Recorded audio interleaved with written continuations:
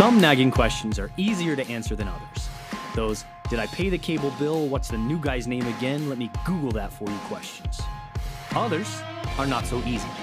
You know the ones. I'm talking about those itch at the back of your skull. Is there really only one way to heaven? Where do we go when we die? Science doesn't have an answer type of questions. These questions are too big to leave unanswered, my friend. That's why I'm glad you're here. You want the answers. You're willing to open up a can of worms to find the truth. You have a good question. Let's talk about it. Hello, Wildwood. My name is Steve Harris, lead pastor here at Wildwood Church of God. I'm joined by Cody Watts, pastor of student ministries here at Wildwood. This is Question of the Week. It's where we ask a question and we try to answer it. Yeah. Dig into God's Word, use some of our experience as well, and hopefully this will be helpful to you. Our question this week is, how do you deal with anger? How do you deal with anger? Don't break the phone right out the gate. Listen to this, the rest of it. Don't throw anything at the TV. But how do you deal with anger? Yeah. Ephesians 4:26 says, in your anger do not sin. Do not let the sun go down while you are angry, and do not give the devil a foothold. Ecclesiastes 7:9 says, do not be quickly provoked in your spirit, for anger resides in the lap of fools. And so anger is a part of life. It's an emotion that God created it with. He created us with the potential to be angry. And so just not getting angry is not going to happen. Now, you at some point, in life, your buttons are going to get pushed. Yeah. You know, the line's going to get crossed. Yeah. We've had enough. Yeah. All right, let's throw it down. Yeah. And so, but anger, is not something, I don't think it's something that should be our normal go-to emotion. No. It should be an emotion we're walking around with. Yeah.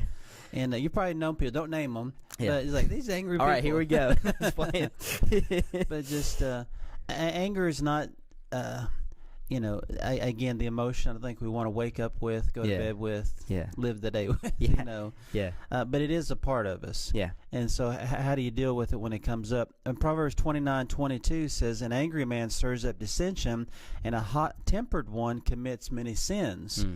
And so now we're taking a step further. Not only is anger not an emotion you want to live with 24/7, you definitely don't want to live with an angry person 24/7. But anger will take you to places that, destroy you. Yeah. It will cause you to sin. Yeah. Anger causes problems with marriage. Yeah. If one person's always getting angry all the time, it will cause you to lose the relationship you have with your kids. I've seen people lose their job over anger issues. I've seen people just really do some angry, dumb stuff with their property behind the wheel, and lose their stuff, So it will cause you to lose your things, Your car may not look the same after an episode of anger. Yeah. And sadly, anger will cause us to hurt people. Anger causes us to do things physically to people that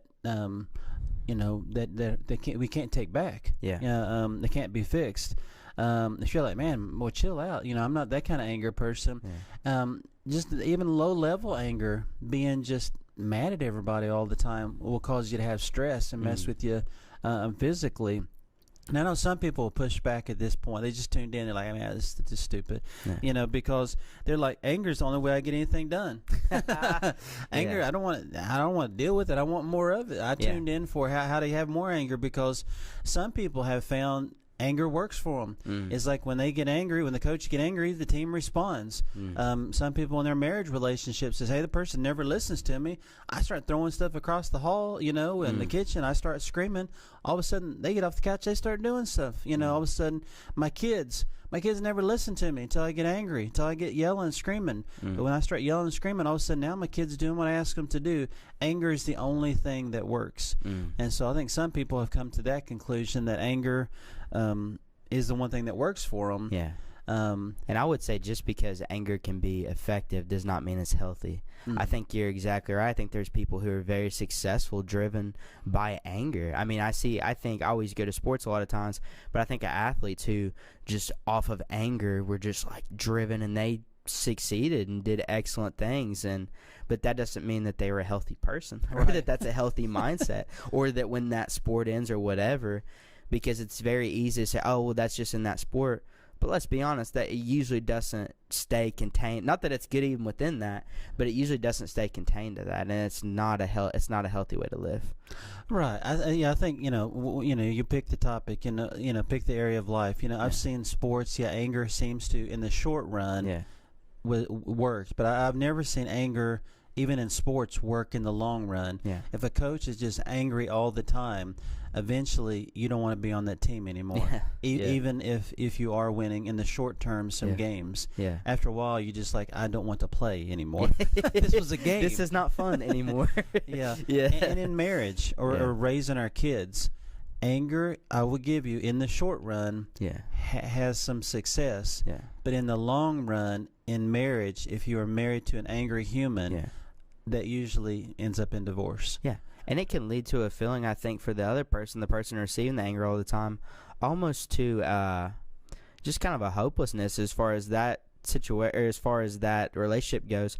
Because it's, if anything you do, whether, as a player dealing with a coach, in a marriage relationship, in a friendship, if it's like, man, no matter what I do, the person's angry, you almost kind of just throw your hand. We've all been in, whether it's friendships, relationships, sport, we've all been in situations where it's like, it seems like no matter what I do, this person's angry. So does it even matter what I do, or should I even still be here? Right. Which is sad. It's devastating. Yeah. Because sometimes great relationships, great potential, are destroyed by anger. Right. And another thing I think some people push back on is, hey, that's who I am. Yeah. I was born this way. I've always kind of been bent that way as a kid. My mom was like that, or my dad was like that, and it's kind of who I am. I just need to blow off some steam. I just got to yell. I just got to get it out, and then I'm okay. And I would push back again on that idea and say that's not true. The more you express anger, it's not like you have a bucket of anger and you throw out that bucket of anger and now you're empty. Yeah. But anger is more like hooked up to the water hose. Is the more you are angry, you're setting a pattern for your life that you get angrier easier. Is that the right word? Easier. Yeah. And so it's like, if that's how you deal with resolving conflict in marriage, or resolving conflict with your kids, or resolving conflict with a team, or motivating your team or family to do anything, again, you will find, instead of just emptying the bucket, okay, now I'm calm and chill, it just stirs up in you. That becomes your go-to, your pattern for living life. And so anger is not like you only got so much of it and you got to get it out, then you're okay. The more you express that anger in that way, it just becomes who you are. That's what you're known for, normal. And it's anger is one of those weird things that when we focus on it, you may start off and you're only a little bit angry. But man, if you kind of just, like you said, I like that example of the bucket, but if you just keep pouring on, I think of like a fire, if you just keep pouring gas on it, man, by the time you run into people, it's like you're on a 10 and they don't even know why you got to a 5 on the anger, and you're so angry you can't even explain it. And it's the same thing with good emotions, or with good, when you're grateful. If you just keep focusing on being grateful, man, by the end of the day you're like, I'm so grateful and content, like I don't need anything. Same thing with anger. If you're like, man, I'm angry, now you know what I've been thinking about for 4 hours, whatever you focus on is going to kind of get revved up and amplified. Yeah, maybe you're listening to this today and you've tuned in because you tuned in question of the week, but you're just wondering yourself, do I have a problem with anger? Yeah. I would say some signs you have a problem with anger is if you're always getting aggressive. That you're, all of a sudden it goes from words to physical. Yeah. That's a problem. Yeah. We can't act that way or we go to jail. There are laws against that. Yeah. And so that's never, if you are, in your marriage relationship with your kids, friends, all of a sudden it's going from just a conversation to a physical nature. Hey, I want to fight you. Yeah. There's problems. We got to figure this out. Yeah. I would say too, if you find yourself just having to frequently shut people off with that whole passive aggressive thing, hey, I'm not mad at you.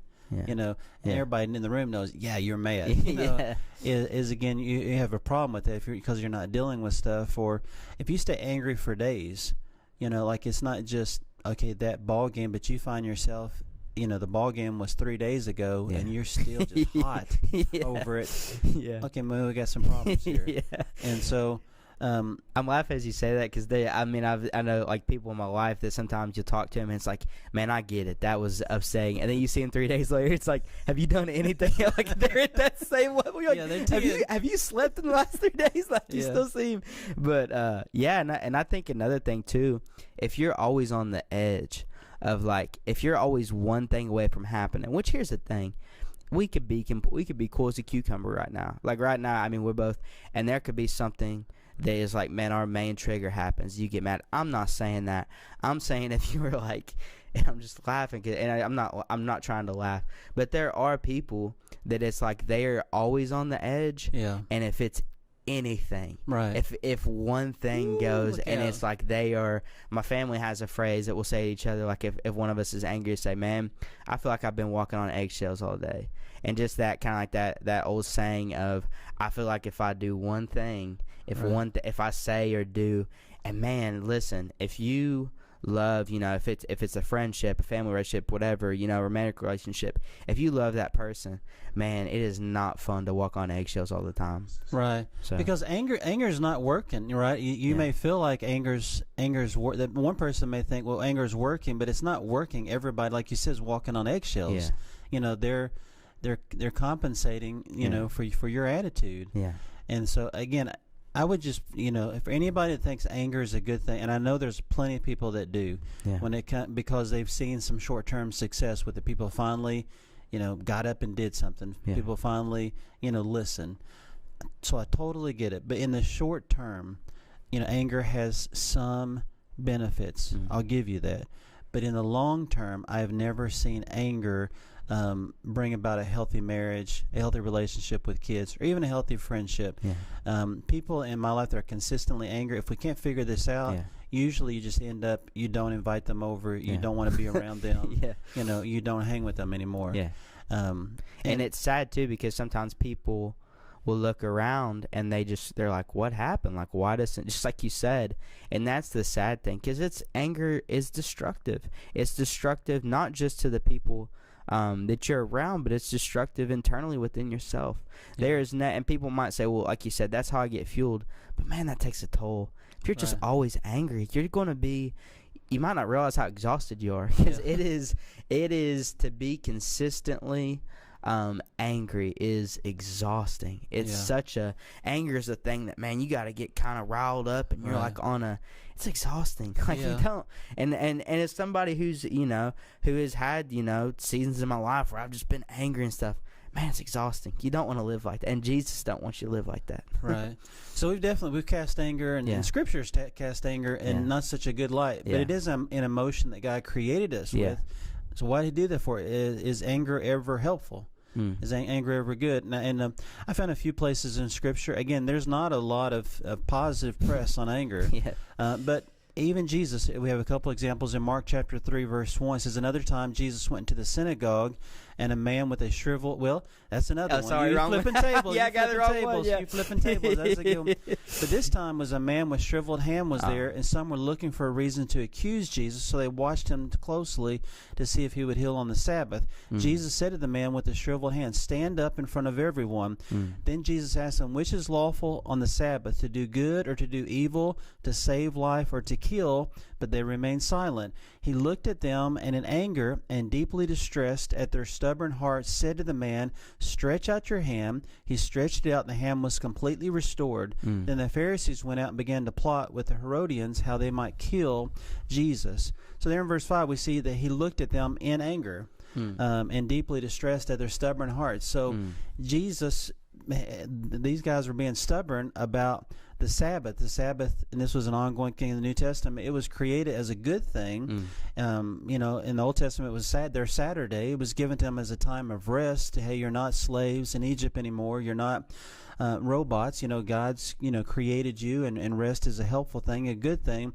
But they had twisted this into something that nobody was enjoying, to the point that they were looking down on Jesus for wanting to help a guy with the shriveled hands.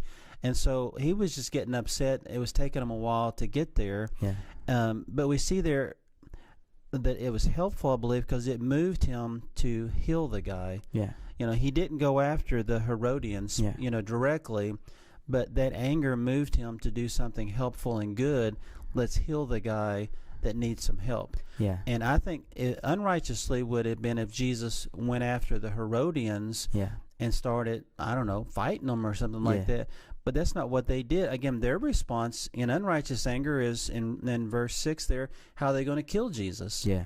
And so is anger ever a helpful thing? I think it can be when you just see something so like this is not right. Yeah. You know, somebody needs to say something. Yeah. You know, if you see somebody getting picked on, if you see somebody being, abused, you know, somebody needs to say, this is not right. I'm going to step into it and help them. And so in that way, I think anger can be helpful. And I think that's so important, you know, and you couldn't have picked a better example as we bring up this topic of, you know, righteous anger.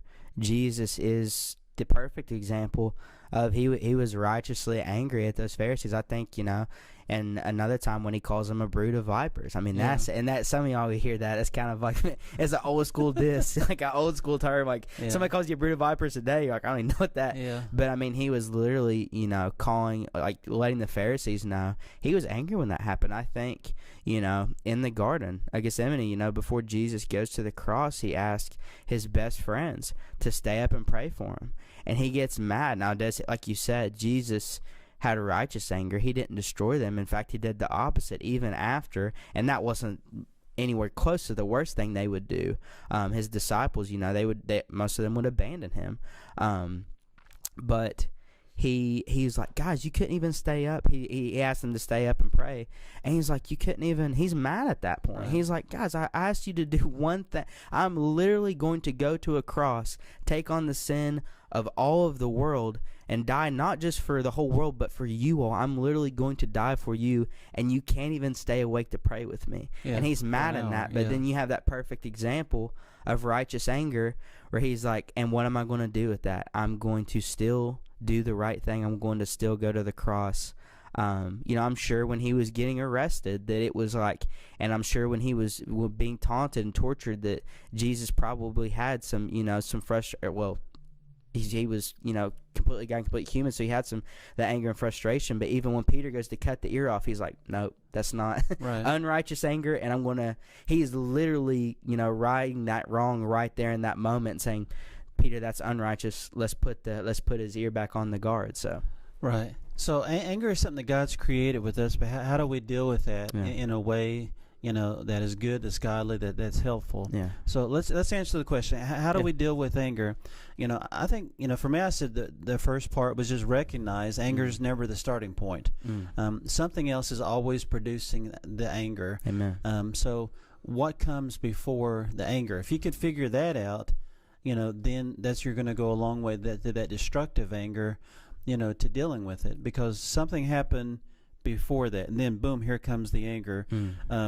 You know, some of the things I put down was hurt. If you're hurt, that can produce anger in you. Yeah. And sometimes it's not always, you know, a physical hurt. Obviously, if someone physically hurts you, that, you know, you get angry, you know, stop it, cut it out. You know, you want to push back against that. But sometimes it can just be, you know, emotional hurt. Yeah. And you feel like you're abandoned. You feel like, you know, you're being slighted. You feel like you're being rejected. All those things, you know, can produce anger. Yeah. I think just sometimes, you know, just frustration. You know, I know in my life, frustration probably more than hurt is caused. I think frustration comes, you know, just with those expectations. Yeah. Because you have an expectation of how maybe things are going to be when you're married, or you have an expectation of how things are going to go when you have kids, or you have an expectation of how, you know, it was going to be at this job. Yeah. And then when it's not, your expectations don't meet reality, that frustration, and this is kind of a slow burn on anger. You know, hurt was more of a quicker burn. Like if you're rejected, boom, you can go right to 10, anger pretty quickly. Yeah. But frustration is more that slow burn. It's just like, wow, this is not what I thought it was going to be. Yeah. And eventually it comes out in anger. Yeah. Or fear. And that's the last one that I had was just fear. Is I've seen a lot of people that are angry, and I used to misread this, and I thought, you know, I mean, why are they so angry for? But I realized, man, they're scared. And when a person is scared, sometimes they'll get angry because it makes them feel in control. And so, like, they would rather be angry and in control than afraid and do nothing and feel out of control. Yeah, and feel weak. And those are all three great points. And I would say, I couldn't find the quote. I remember reading it in one of my classes. I don't have the book, and I Googled it. I couldn't find it. But essentially the quote was, if you want to know why you're angry, know what you're afraid of. And I think that's so. And not every single scenario do I think that's the case. But so many times, often, like you said, with hurt or whether it's with fear, there is a deeper root cause of that anger. And I know, there was a lot of time in my life I didn't recognize at the time, but I can remember, being in middle school and high school, and I would have, now I wasn't somebody that would always explode or externally, but internally, just from, experiencing bullying and just a lot of different things. I had so much anger, but really it wasn't rooted just in that raw anger. It was rooted in that fear of, oh no, like, I don't want to be weak. I don't want to be hurt. Let my anger, it's a kind of a false defense mechanism. Because like you said, just I would rather be angry than be hurt again. I would rather be angry than be, weak. And that was kind of that mindset. But then, when you follow Jesus, you realize that's not really dealing with it. And that's never going to, that hurt or that fear that only Jesus can heal is never going to be healed by your anger. Right. It's just something that it's kind of like putting a Band-Aid over something, but it's never really getting to the root of what the issue is there.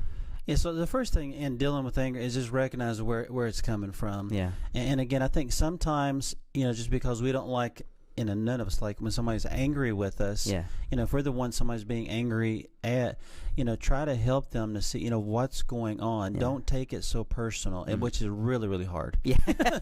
It's so hard. Somebody's in your face, giving it to you in anger is hard, to look past that.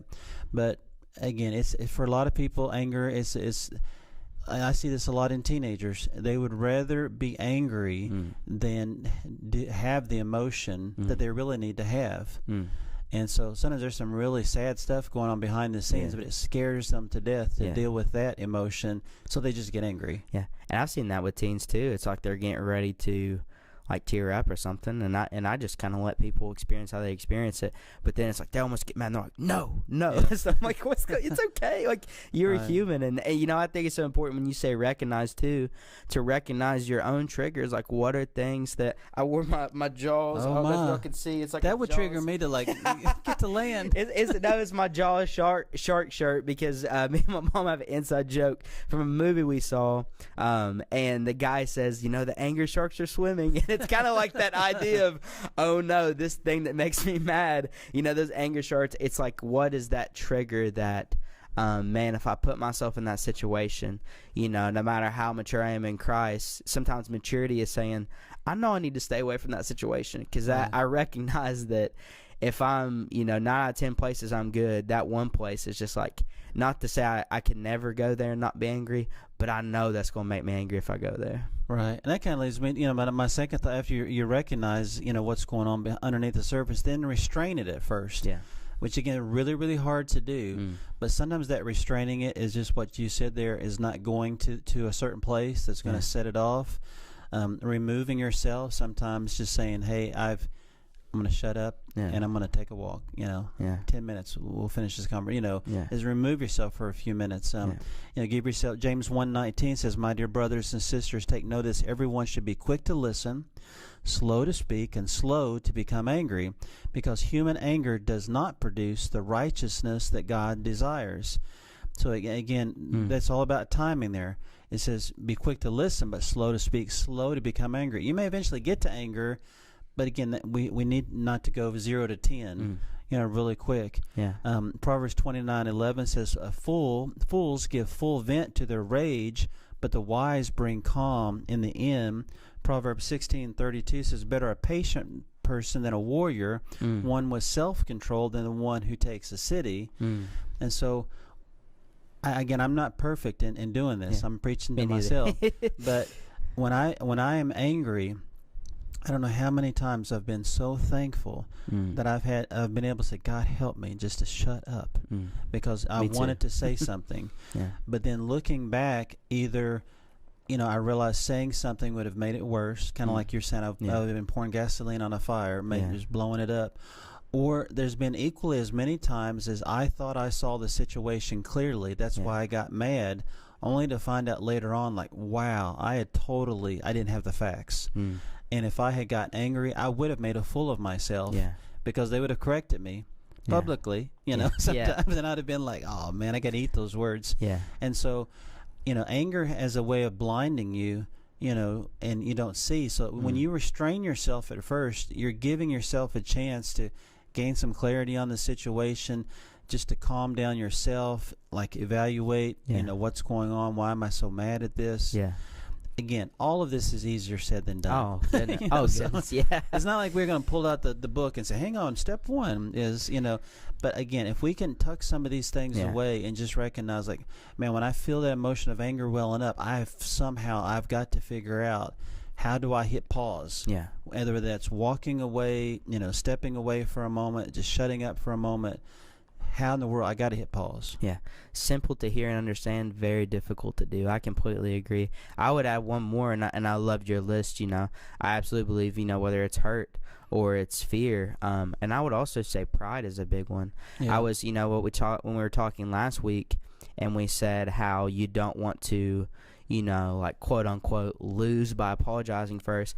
I think that's another huge thing. And I would say, my source, if I do let myself get angry, has transitioned from, the younger me it was like fear, afraid, which is not uncommon for teenagers. I think that's a huge, they don't want to admit that. They want to try to do everything they can to admit that I'm kind of just fearful right now because I'm trying to figure things out. I don't understand how life works exactly, which don't feel bad if you're a teenager. It's okay. That's how all teenagers feel. It's what I do. But I would say, now as an adult, it's more so, it's prideful anger. And I thank God, as you're saying, so many times, and I usually almost always regret when I match that, if somebody's angry at me, that I match that, or I say that thing that it's like, because your pride's like, man, don't let him talk to you like that. Yeah. It's almost like I don't know if you watch old school wrestling back in the day, but they'd have promoters and you'd have this big guy and the guy's like, let me tell you what Hulk's going to do to you. He's going to get in there and hit you with a chair. And you almost kind of have that pride voice sometimes. Like, man, don't you want to tell them they're an idiot?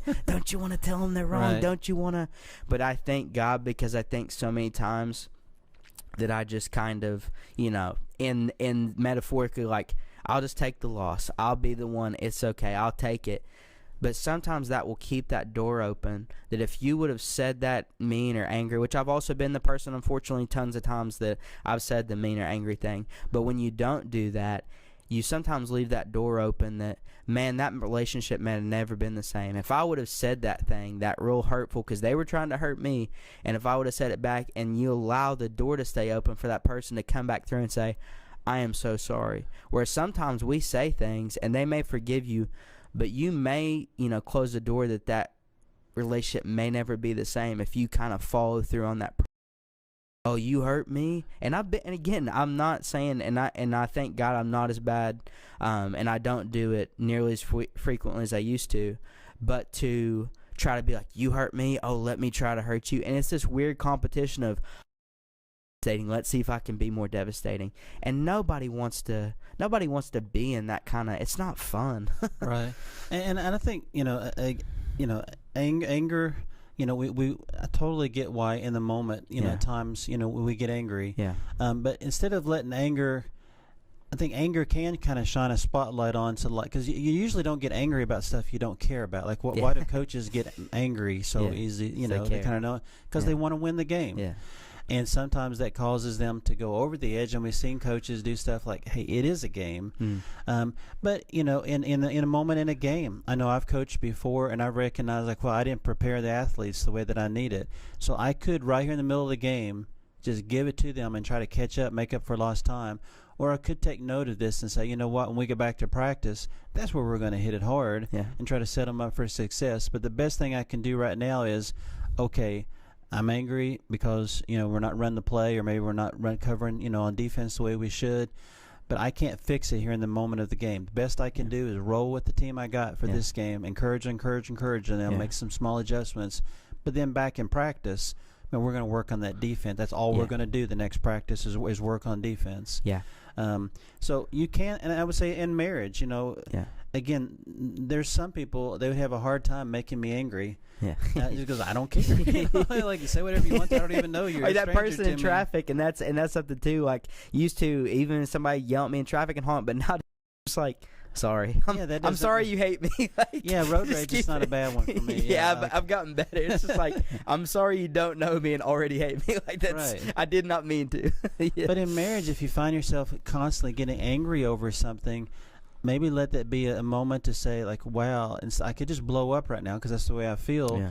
Or I could try to say, why do I keep having this emotion for? Yeah. Maybe we need to, and fill in the blank, whatever that is. Yeah, and I think a huge thing too, and you've helped, with kind of just when we did premarital counseling with me and Tay, and one thing that I try to do is say, is this thing that I'm going to get mad at worth hurting?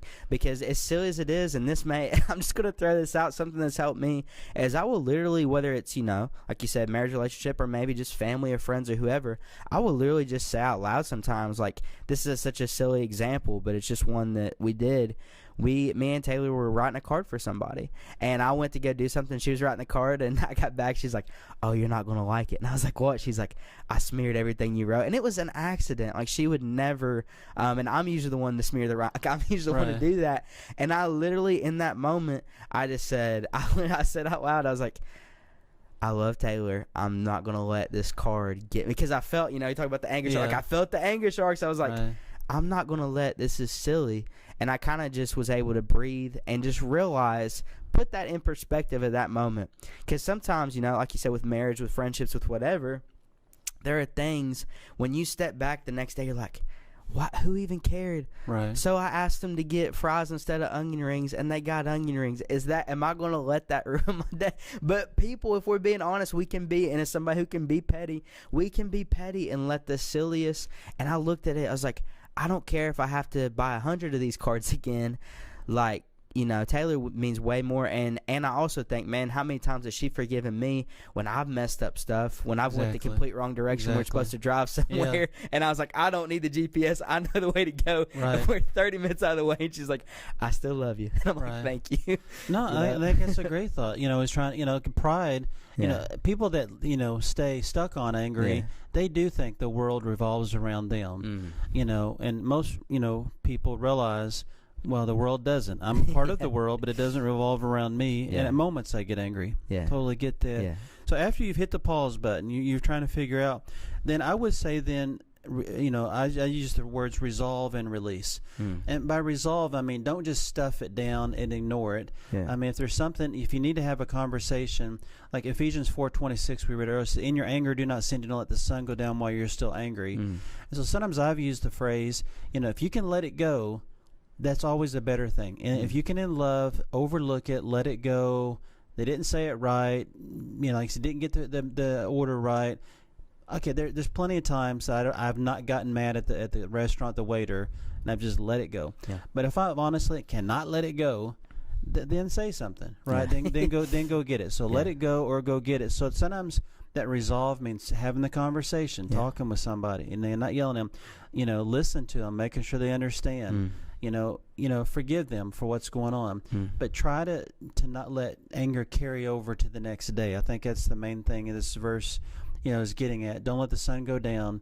So let it go. But if you, at the end of the day, can't go get it, and you're still just, fuming over whatever, then go have the conversation, go have the talk, go try to resolve it, and and see what happens. And that's huge. And we kind of, to piggyback on what we talked about last week, what's the best way to apologize? It's the same mentality, from the time I've been little, and I didn't realize back at that time. But what I would say is, how important is that relationship to you, and is it worth it? I'll go to, if it's my family, I'm like, listen, I'm sorry, even if I don't think I'm in the wrong. Or I'll just even put an olive branch out there and just be like, I love you. And then sometimes I really do need to apologize because it was me that got angry or said something, or acted away or whatever. And I will say, but regardless, like, or even if that person's mad at me, maybe they did the angry thing. Just be like, I love you, because just like you said, at the end of the day, you don't want to. Nobody, I don't care what anybody says. Nobody wants to go to bed knowing that someone's angry at them or being angry at somebody. They might want to hold on to it and be like, oh, I'm just going to be. Listen, you don't want to do that. It's not, however you have to reconcile it, just like you said, reconcile it. Forgive them, ask forgiveness, talk about it, talk it out. Don't hold on to that anger. It's not healthy. Right. And more, and I want to end with this. The most positive way of dealing with anger is just, like everything in life, is just get close to Jesus. Yeah. And that'll solve a lot of things you don't even realize they're being solved. The fruit of the Spirit is love, joy, peace, patience. Is like, if you get close to Jesus, you'll find yourself being a whole lot more understanding, a whole lot more patient than you even thought you was capable of, because now the Holy Spirit is helping you. Yeah. So again, we don't have enough time today to deal with every situation, and you probably are saying, well, my situation's unique. My situation's different, and that's why I'm allowed to get angry. It's probably not as unique as you think it is. And but just if we could just stay close to Jesus and say, God, I want to be a signpost pointing the world towards you. And there's just a whole lot of stuff that I've been able, now I can't say I never get set off, but that I can let go. Stuff that would have bothered me, it's just not that big a deal anymore.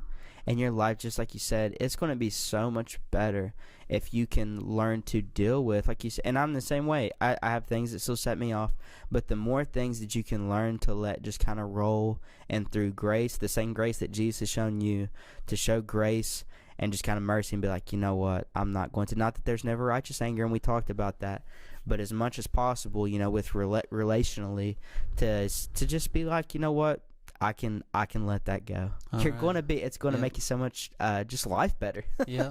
So all right, so if you threw your phone down and cracked it, I think you can get those replaced. But hopefully you didn't, and hopefully this episode helped you today. We'll see you next week, Wildwood. Love y'all.